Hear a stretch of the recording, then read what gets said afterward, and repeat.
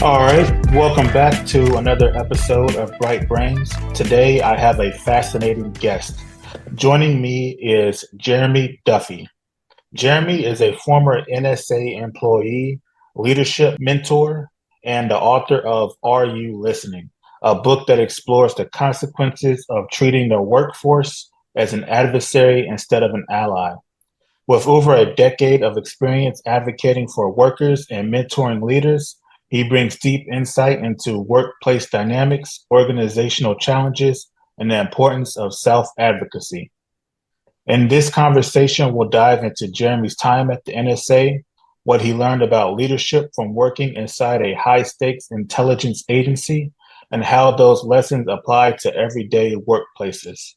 We'll also explore workers' rights, how employees can advocate for themselves, and his thoughts on the growing influence of AI in the workforce. It's going to be an insightful discussion, so let's get into it. Jeremy, welcome to the show. Thank you. Happy to be here. Awesome. So tell us a little bit about yourself and your background. Okay, well, originally I was working fairly dead-end jobs, I would say, at Best Buy, Circuit City, just, random stuff.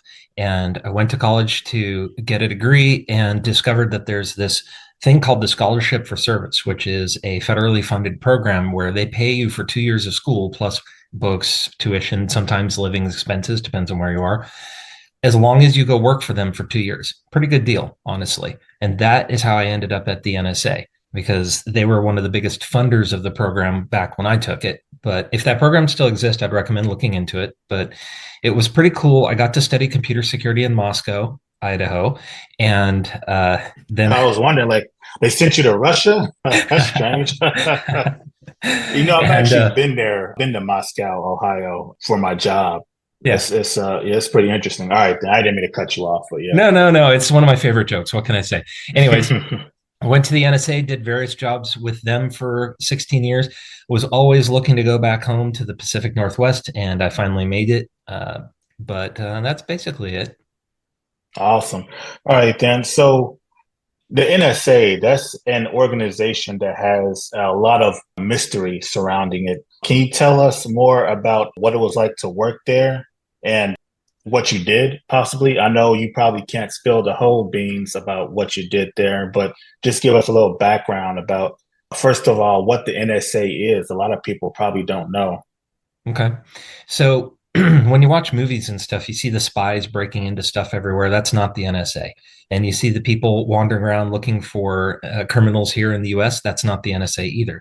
The NSA is the spy agency where people sit at their desk in an office building and spy on people that way. And their focus is entirely external, foreign and non-US threats. So they're tapping phones, they're looking for signals, they're looking for any kind of information they can to give the US the information advantage. So when bad guys do bad things, we can deal with the situation, sometimes even before it starts. And that's essentially their primary mission. Secondary mission is to help protect our government, our systems, and our military, because the bad guys have cyber threat operations as well. So if we're careless, it's very easy for us to lose our information. And most of what I did at the NSA, I did a bunch of different jobs. Most of them were different types of computer and systems support, a little bit of policy, a little bit of security oversight. And the one that I cared about the most was the one where I actually taught people a classification of security skills called operations security, which I've recently created a article series on my website called LifeSec, which takes those principles and brings them into common life.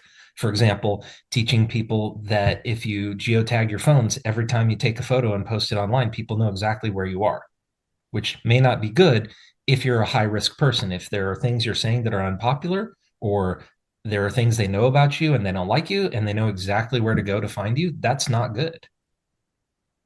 Yeah, you're right. There's actually been some high profile cases of people who've gotten killed by posting pictures of where they are. And recently there was a rapper named Pop Smoke. He had posted a picture of him, I guess like a house he had bought or something online, and people found out where he was. and they were able to, you know, Act on somebody it. killed them. It's something people really don't think about how much of our information we unknowingly share online, and it's definitely something I want to talk to you about a little bit later. But Okay. how did you experience at the NSA shape your perspective on leadership and organizational culture? Well, I definitely saw firsthand just how the relationship between height on an org chart and disconnection from reality is a one-to-one relationship. If you've ever seen Undercover Boss, it's the same principle. You have some CEO or executive who goes down into the actual stores or the warehouse and discovers for the first time how things actually are, which they would have known immediately if they had actually maintained connection with the workforce, but they didn't. They're distant and they're clueless, and it creates constant problems. And that is definitely something I saw at the NSA, and a little bit more even of a special case because the NSA is headed by a military leader by tradition or who knows what, and their culture is not compatible with the civilian agency. It caused a whole lot of different problems. Can you give some examples? Yeah. So in the military, officers are paid more. Basically, you are higher rank, higher respect, and higher pay because you are in charge of other people, because there are people who report to you. In a civilian agency, what that translates to is you have to be a manager to get promoted. So the highest paid jobs are always managers or executives. And what that does is that creates a system where if somebody wants money, or promotion or advancement, they have to go into management or at least look like they're in some kind of supervisory position.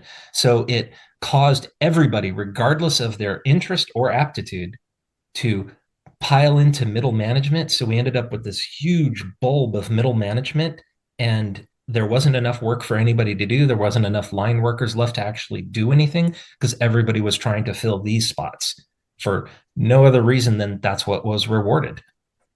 I gotcha. So, what were some of the most surprising or challenging aspects of working in that environment? Well, the one thing that I never could understand was the tolerance for dysfunction. In the NSA particularly, and I guess maybe this is a governmental thing in general, there just seems to be no real concern about wasting money or time. So there were so many different problems, and I worked a whole bunch of different jobs all over the United States in various NSA locations. And I consistently saw that the only thing that kept us from doing better is that they didn't care to. They didn't care enough to be better. And yeah, there's a lot of vanity and politics that play into that, mostly because of the thing I said before.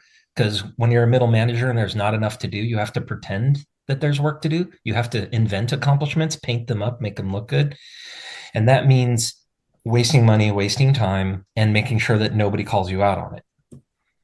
Gotcha. So, in your book, Are You Listening? You talk about the consequences of treating employees as adversaries.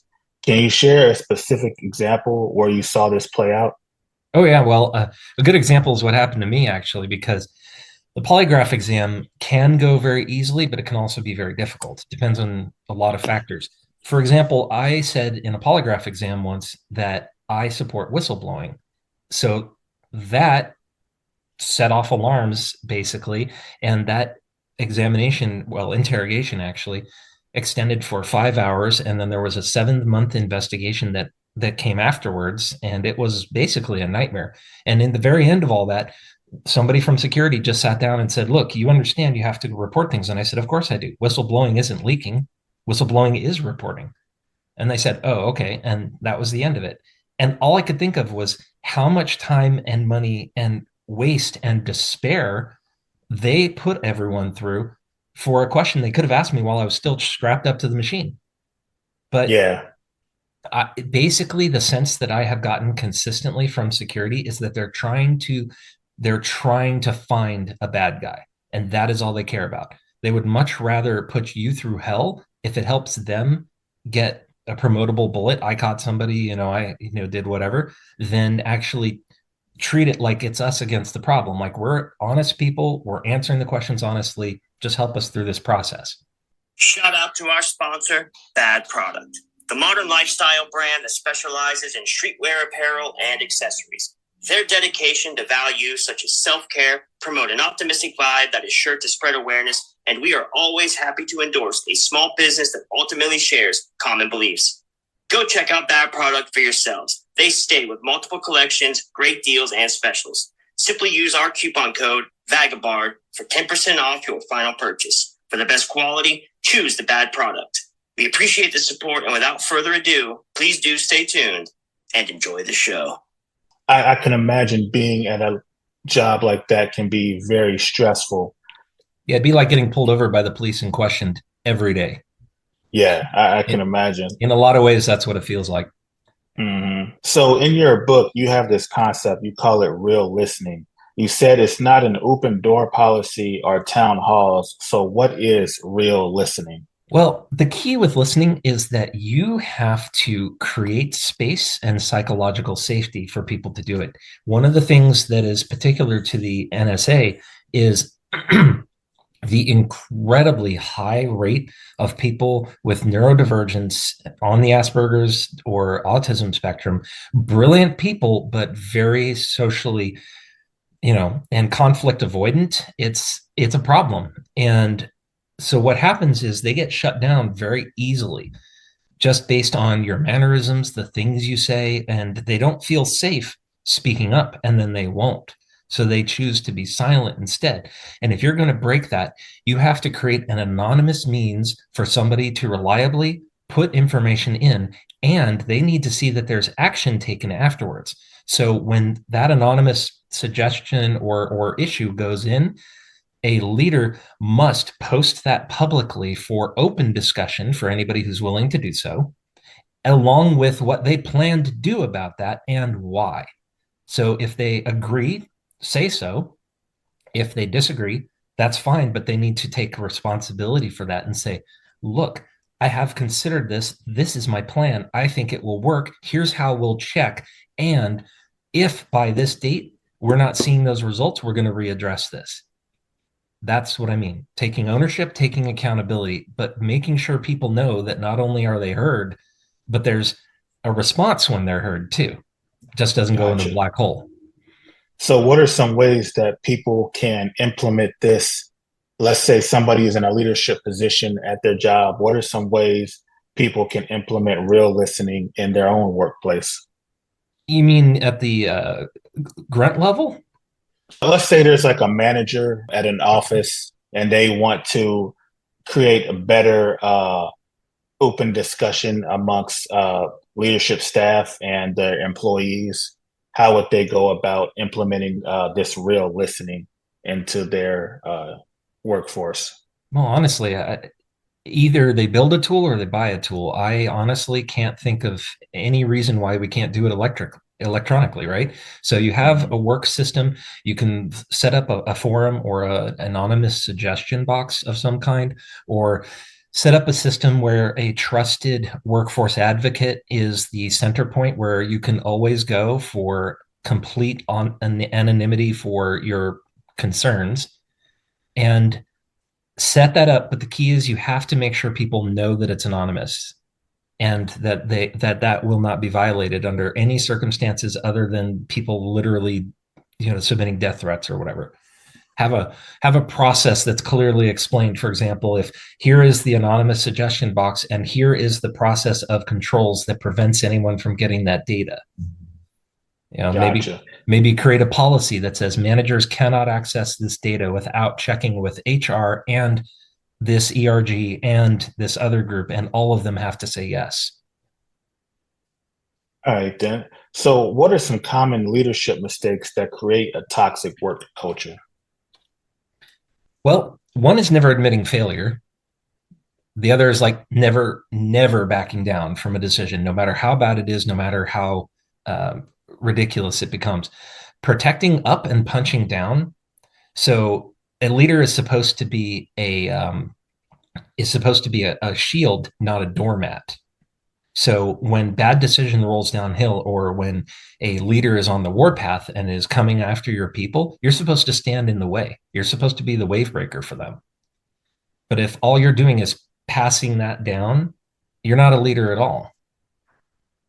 Yeah, I feel you. So basically, just stop passing the buck, take ownership, and you know, correct the problem when it comes across you. Is this something that you've seen a lot, like at the NSA or in other like Constantly, government? and everywhere else too, honestly. Yeah. So when bad stuff comes down, a good leader is going to push back on it as much as they can. They're going to stand up for you, and if they fail, that's fine. I can respect a leader that failed the battle, but I want to see the battle scars. So an example would be I posted on an NSA forum to a person I did not know. I said, "Thank you for talking to us like a human," because leaders are so careful and they speak in bureaucraties and basically just sound bites.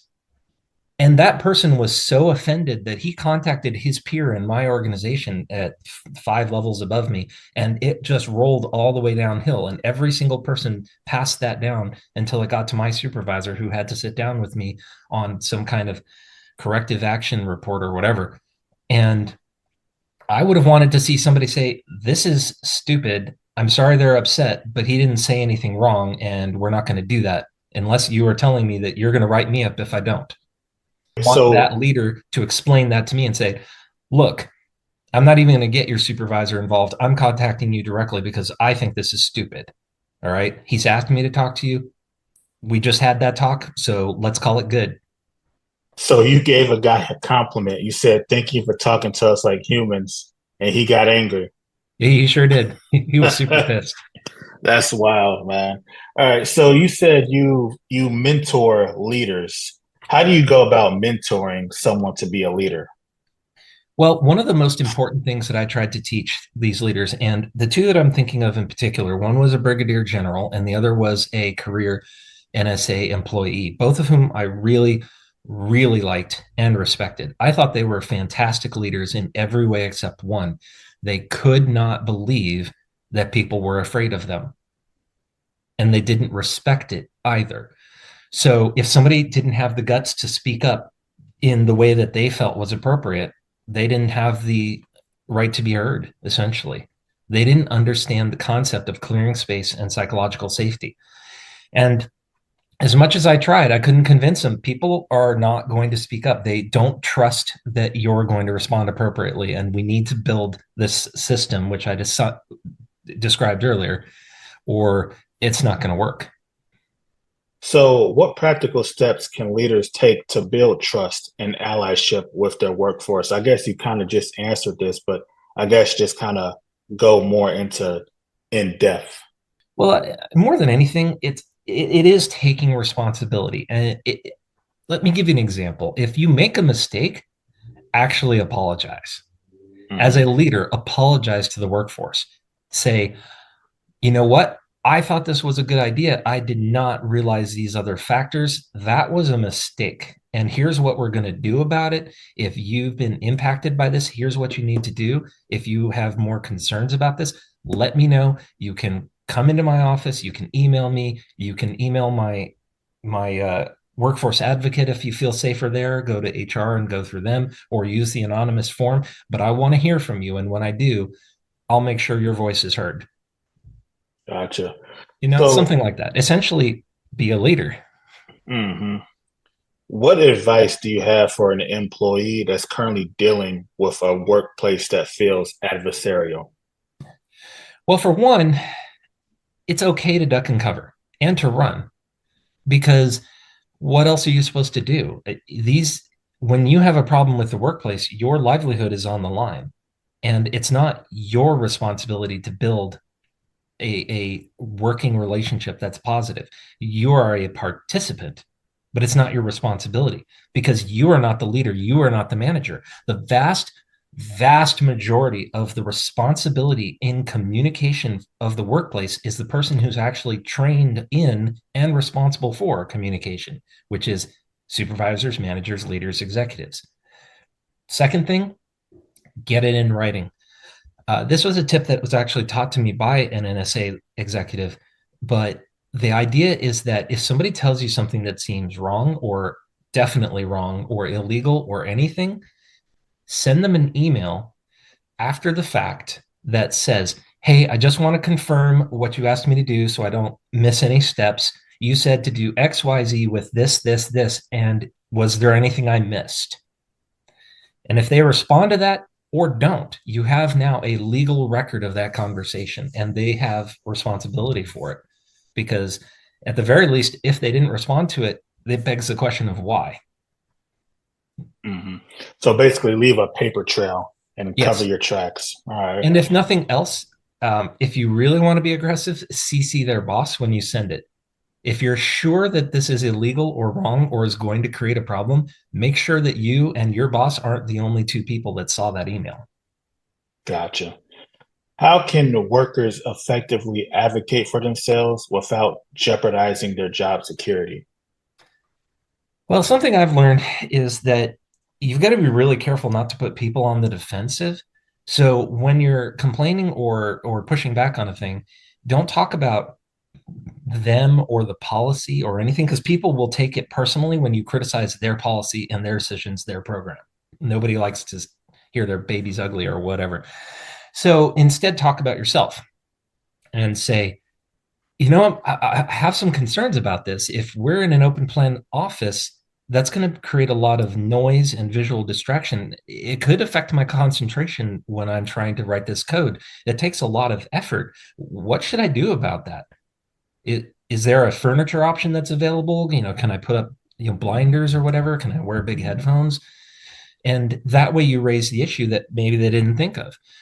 For example, okay, let me put it this way. So at the agency, there was a guy that tried to build a parking garage, which was a big deal because they've had parking problems forever. I have a whole briefing about it. It's quite fun. But the problem is it was a single level structure that sat on top of an existing parking lot that just gave you a second level. And it seemed like a great idea, except for after months and who knows how much money they invested, they discovered that it wasn't physically capable of holding cars and snow. Oh, And, wow. and it snows in Maryland. And if they had actually put out a call for comments and had a discussion about that, said, guys, this is the plan. What do you think? Like a good communicating leader would do. Somebody could have said, do you have the specs for that? And I'm curious, does it have a rating for snow and how much snow can be on this before it creates a problem? And the leader might have said, oh crap, I didn't think of that, and then do something about it. And we could have avoided a big and embarrassing failure. So it ended up getting built, but you guys couldn't use it. They canceled it halfway. Oh, that's good. So yeah, that's really wild. I know it always baffles me how a project like that can get started but run into something like a problem that seems simple that should have been recognized in the beginning, you know? Yeah. Like I know where I'm from in Cincinnati, they tried to build a subway system and Yeah. they actually built the railways, but the trains that they got were too big for the tracks, and so they ended up having to scrap it. And it's just like, how did that happen? You know, it's It's pretty bizarre. grossly incompetent, but these are the problems, right? So the whole point of this, the whole point of my book is think about all of the problems that could have been avoided if you had just talked to people, if you had socialized the idea and said, do you have any problems with this? Like when a new internet or computer protocol is going out, they do an RFC to the community. They go to all these steps to make sure, is there something we've overlooked? Yeah, that's definitely necessary. So I want to switch gears real quick, and I want to ask about AI. So, and I bring this up because you work for the NSA, and you also advocate for better communication and workers' rights. So AI is currently reshaping workplaces and it has the potential to really change society globally. Do you see it as a tool for empowerment or something that could further erode workers' rights? It's both. I mean, it's very clearly both. It has the potential.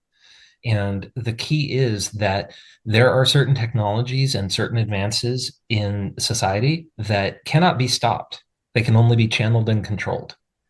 So the only thing we can do with AI is figure out how to use it responsibly and make it serve us, not oppress us. So I think that the people who are upset about AI completely have a point, and there are some things that absolutely need to be addressed, but not all of it. Not all of AI is as bad as people make it out to be. I use it for coding, for example. It's immensely helpful to figure out where is the error in my code. And lest people be upset about the energy thing, I run mine offline. It's on my personal computer. That is not, costing more energy in some warehouse somewhere. Those are some of the ways we can control that, but we need to codify that into regulations to make sure that there's no theft of material and what have you. For instance, this new DeepSeek, which I guessed, and it appears that I may have been right, was built on OpenAI, and that's how they were able to do it so cheaply, which is very ironic and also funny. So the whole thing with the DeepSeek, if I understand correctly, is that China was able to build a better AI system on chips that cost a lot less than the chips that the American companies are using. I don't know the details, just that it's streamlined air quotes. Mm-hmm. So, and of course it would be because that's how technology works. Would have gotten there eventually. But Mm-hmm. look, pro tip, China is one of the biggest countries that does electrical espionage against the United States. I would hesitate to use tools created by China. Mm-hmm. Just Yeah, putting that out there. I got you. So let's talk about that. You called it electric espionage. So we are tracked by just seems like everybody, whether it's Facebook, Google, the government. Should we, as citizens, be worried about being tracked, whether it's by corporations, government, or China? And if we should be worried about it, how do we protect ourselves? You absolutely should be worried because information is power. Let me give you an example. I mean, you're familiar with the concept of doxing, right? Mm-hmm. Yes. It's very simply a matter of just collect a bunch of information about somebody and publish the stuff that makes them look the worst, or put it in front of the people that would not be happy about what they did. For example, if you made an offhand or racist comment in some forum somewhere as a joke, because in that community that made sense, but Mm-hmm. that ends up on your boss's desk, what happens? Yeah, you can get in trouble, lose your job. Yeah, and it can be a complete misunderstanding. It could be completely invalid. It can be a complete lie. I lost my Mm-hmm. clearance based on information the NSA fabricated in the documentation. Hmm. So the point is, they had 16 years of records to go through to try to find anything that made the picture look like Jeremy is not safe to have a security clearance, which of course is all BS, especially as stuff was completely fake. Longer story. But I mean, I can't think of anybody who would be safe from this kind of attack. There is always going to be something you have done, said, someplace you've gone, or just been in the vicinity of that. If I pull it all together, I can make your life a living hell. And right now, the biggest threat is not the government, it's private companies, people like ChoicePoint, LexisNexis, and Facebook that just capture everything about you with no control, no oversight. And they're going to use it for marketing, of course, but it could be used for a lot more. So the potential is the scariest thing. Yeah. One thing I hear is that America's cybersecurity is not up to par the way it should be. Is that true? And if it is, what should we be doing to better protect our citizens? Well, I don't know that that's 100% true. I think the biggest issue is education. People need to be better educated about how bad guys are going to come at you because there are a lot of different kinds of attacks, hacks, and problems that depend on you being ignorant of them. As an example, when you have older folks and they're in the homes and they grew up their entire lives where if somebody calls, you pick it up because it's somebody that wants to talk to you. It's nobody's going to call you when they don't know you. They're certainly not going to call and lie to you to steal your money. Well, you have to explain to these old folks that, yes, that is exactly what they'll do. I train my mom constantly that if you ever get an email that makes you feel afraid, rushed, or greedy, it's probably fake. If it comes from your bank, it's fake. If it comes from anything related to money, it's fake. Just always assume it's fake. And if you're at all concerned, go to the actual website or call the company through numbers published online, not in the email. And these are the things you have to train people into. Some of them are easier than others. I'll give you a tip. If you have a phone, I assume, Mm-hmm. has a map program, you probably set your home location. So when you're out and about, you can just press go home and it will take you home. But why set it to your home address? Why not set it to anywhere in your neighborhood, somewhere nearby? And if it's a small city, just the city, because you know how to get home when you're close. So why put a target right on your house? There's no point to that. All you're doing is making it easy for other apps or the phone itself to know where you live. And they may get that information from somewhere else, but all the apps on your phone probably don't have that. If there's something that security problem that lets them get more information than they wanted. Now they know where you live, but not if you put it to somewhere in your neighborhood. It's a very simple countermeasure that damages you not at all. And maybe it doesn't protect against something, maybe it does, but it's a cost-free countermeasure. That's a pretty good tip. Do you have any other tips that are simple like that that people Oh, can sure. use to So, uh, so right now I'm holding in my hand a light bulb. And if I were going to mhm. take a picture of this light bulb to post it online and say, hey, does anybody recognize this kind of light bulb? You just pointed a 12, 20, 40 megapixel camera at your hand, which means I can zoom it in far enough that I can easily see your fingerprints. You have no idea how often people post their fingerprints on the internet. So hold on. So if all right, people can zoom in, see your fingerprints, but what can they do with that? They can't what? I mean, uh, what they can't use a printout of your fingerprints to unlock the I got a phone. real short story for you. So All right. now I may forget some of the details, but it's easy to look up. There was a school in Mhm. Australia that was doing fingerprint identification for the students, and the students discovered that using gummy bear candies, they could create a replica fingerprint of their friends and check their friends in and then take turns so they could skip out on school. Oh wow. And that was in 2007 or 2008, 10, I don't know, way back. There has been research since then where people have used 3D printers to create a working fake fingerprint. They just put the sleeve over the finger and it works. All they need is the pattern to go from. So, yes, it's actually quite easy to make a fake fingerprint.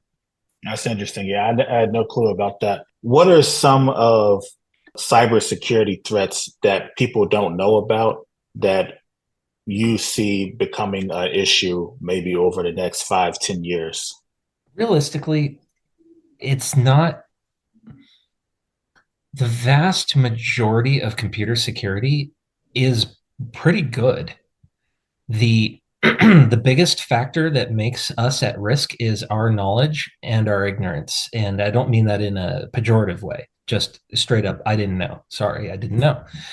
So, for example, people don't understand how important it is to update your computer on a regular basis. It's a reason why Microsoft forces it now, because if you leave an unpatched computer on the internet for too long, the hacks are out there constantly scanning for systems.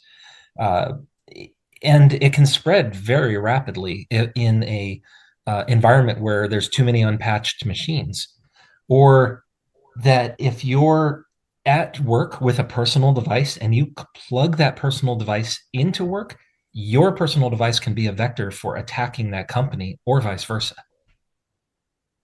So, for example, you plug your phone into charge. Well, a USB charging cord is not just a charging cord, unless you buy one like that, and you can.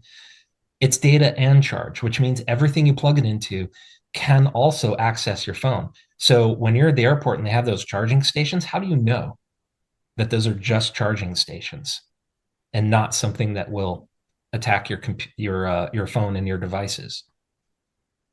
That's wild. I didn't never thought about that. But yeah, there's like you said, it's education. People need to know to be more vigilant in how to protect themselves. But it seems like technology is just advancing like at such a rapid pace that it's hard to really keep up. How Yeah, can people stay aware? the key is don't make the simple mistakes.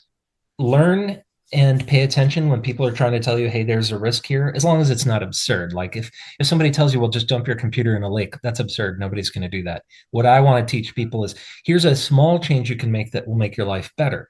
For example, I use the Brave browser or Firefox. I don't use Chrome. I don't use Edge. And I definitely don't use Opera because those ones all feed back information to their parent companies. So Brave, Firefox, or what Those are was the the other two I one? generally recommend. Those two. And I Gotcha. also, another simple thing you can do that I recommend is use one browser for any account that you log into that's important. Things like your bank, your social media, your email. And then you're a completely different browser, not a different tab, not incognito, just a different browser for browsing the internet or the social pages that don't matter at all, like, Reddit or what have you, things that aren't tied to your reputation. Gotcha. All right then. Reputation or your So money stays in one browser. gotcha. That makes sense. So I just have a couple more questions. Yeah. This is one I'm just, thought up just now. So, your book is about how in the workplace building better communication. My question is, with these corporations like Google and things like that, how do we hold them accountable? How do we, because they have our information and things like that, how do we hold them accountable and make sure that they don't misuse our information? There are two ways to hold them accountable. One is to make sure the laws are in place that have penalties for doing it wrong. And the other is to be able to detect the wrongdoing. And just like with the NSA or any other government institution, companies are no different. The only way you're ever going to know if something has done wrong is with some really rigorous audits, which, okay, that kind of works maybe sometimes. But the bigger and more impactful way is to empower whistleblowers. Hang on a second. Yeah, no problem. I got something in my throat there, but Gotcha. make it viable for people to speak up about abuses. So they have somewhere to go and they're protected when they do.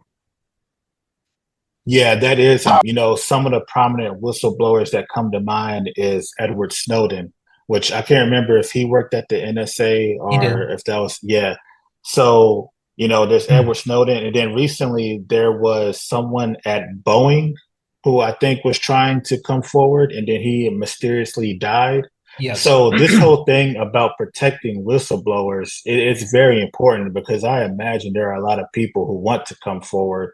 And so, how exactly do we go about protecting them? Do we need like a government agency that's able to do that? Or I guess I'm asking, what advice would you give to a potential whistleblower? You need to be careful because those protections are not there. Um, Right now, we're not in a good place. We need to be, or we can't count on anybody doing the right thing, unfortunately. So if you want to go a whistleblower, you might have to run to Russia like Snowden did.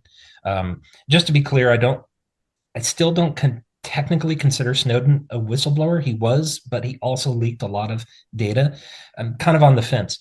Um, Although I've never heard him say anything publicly that I didn't agree with 100%. So when he's talking about the state of the world and computers and security, he knows what he's talking about. Just wanted to put that out there.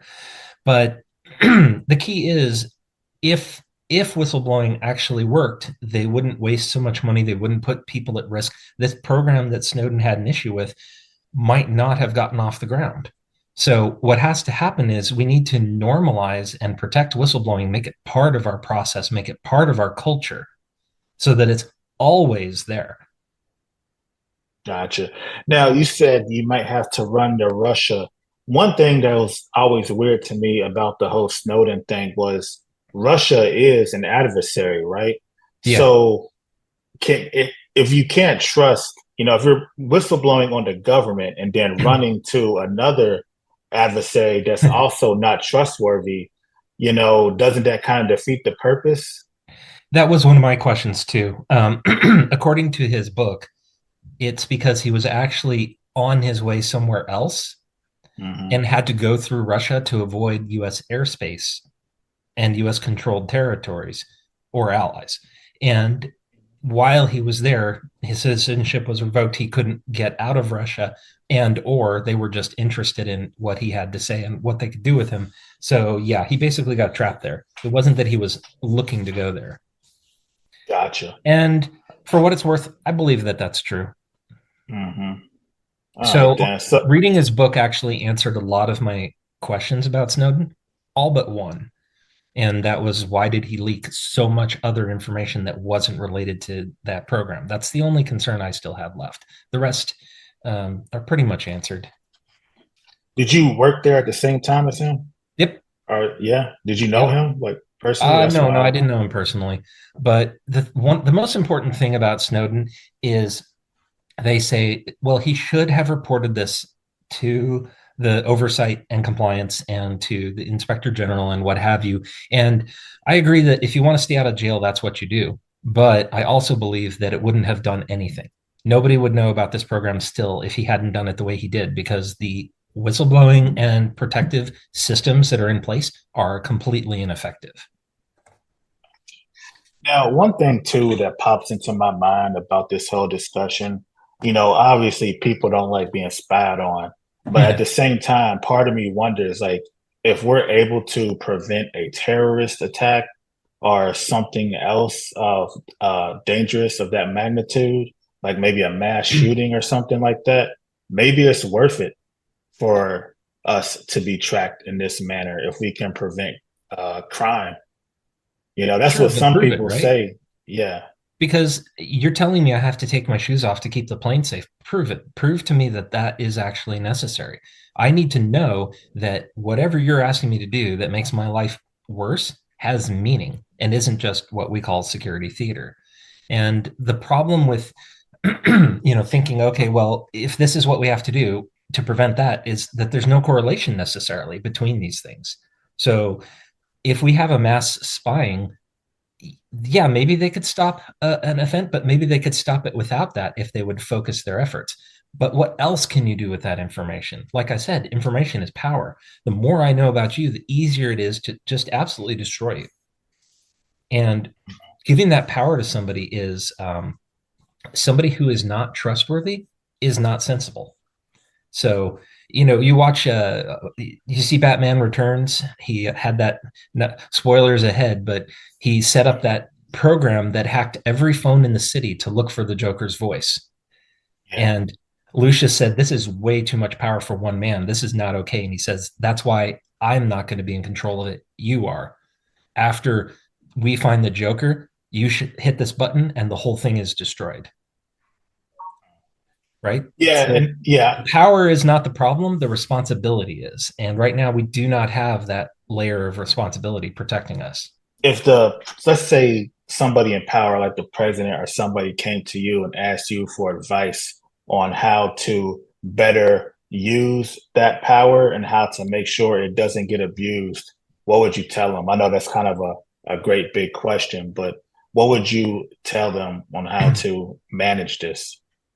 So basically, the system has to be self correcting. You have to create a system where whistleblowing is the norm, where people can openly and repeatedly report any issue that they see and see that that issue was taken seriously and had an appropriate response. For example, when I reported that the NSA was falsifying information to Congress, that should have led to an investigation, possibly some firings, and an apology coming clean and a report to Congress on that issue. And since none of that happened, I can say without a doubt that these systems are not working. All It right. Every failure erodes trust in the system. Yeah, I understand that. As of right now, my trust in the system is very low. Mhm. And my thing is too, I don't want to get too political, but right now, with who's in the White House, that's somebody I trust very little. And my Yeah. worry is, what he and his cronies are going to do, especially like Elon Musk, which, Yes. he's, It's in getting my worse opinion, every day. Um, yeah, yeah. It is. But this is one of the reasons that I made that LifeSec article, and I'd recommend everybody check it out because you don't want to expose yourself unnecessarily, especially if you're in any way at risk due to your characteristics, racial, political, religious, etc. All of these things can make you a target, and you want to be as hard a target as possible. If somebody terrible decides they don't like you, if it's hard for them to get to you, they're going to give up. People only have so much time, energy, and money. But if you have a picture online that shows them exactly where you are and you're in driving distance, Yeah, not a good I thing. got you. Yeah. All right, then. So, looking back at your career, is there a lesson you wish you had learned sooner? Yeah. So the biggest thing I wish I had learned sooner is that I'm frustrated about a lot of things and I speak out about a lot of things, and I'm proud of that. However, there is a way to speak that doesn't set people off and make them as defensive. You can make the same point without that. And there were people that I worked with who were just incredible at it. And watching them work was just amazing to me. And it really is a lot more about talking about your feelings, your concerns instead of them. So, for instance, we had a no tolerance sexual harassment policy that was being proposed at the agency. And I said, it's great that we're taking this seriously, but I am concerned about what does no tolerance mean. I've seen reports where it meant that a kid who brought a Lego gun that's 2 inches long got expelled from school because no guns policy, which is absolutely nonsense. Mhm. Okay, we don't want that. So what does that actually mean? That's not how I said it. And if I had said it that way, I would hope that I didn't get the reaction that I did.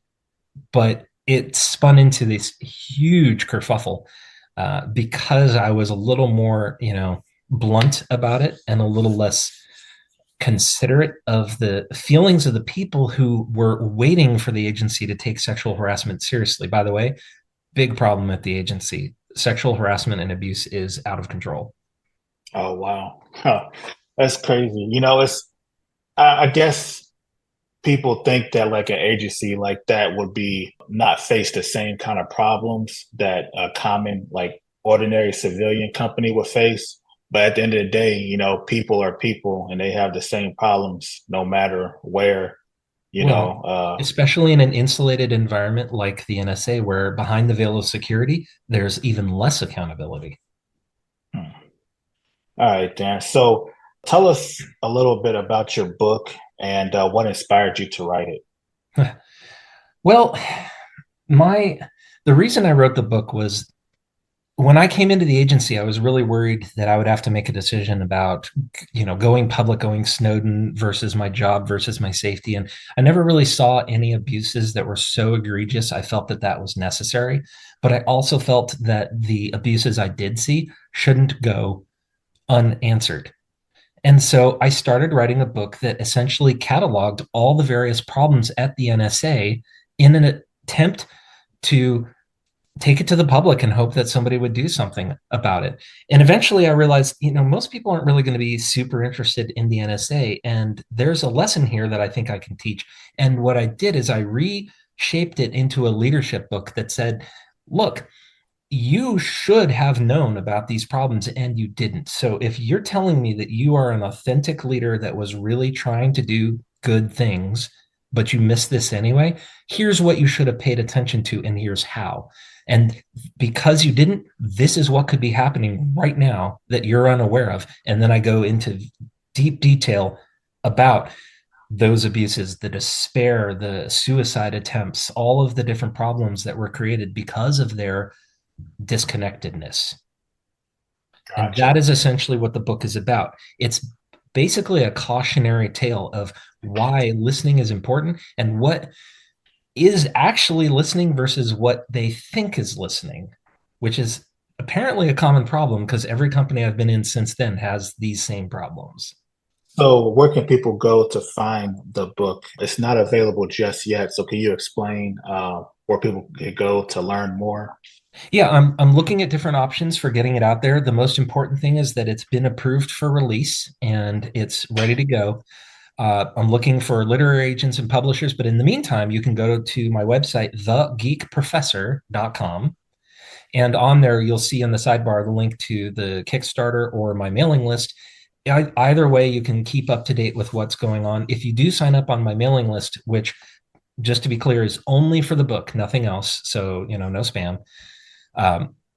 You'll get a free copy of my mini book. It's 44 pages. It's called Reflections on an NSA Career. And I talk about working at the NSA and some of the problems, and Snowden and the clearance issue where they pulled my clearance and how that all went down. And I think that people might find that interesting as well.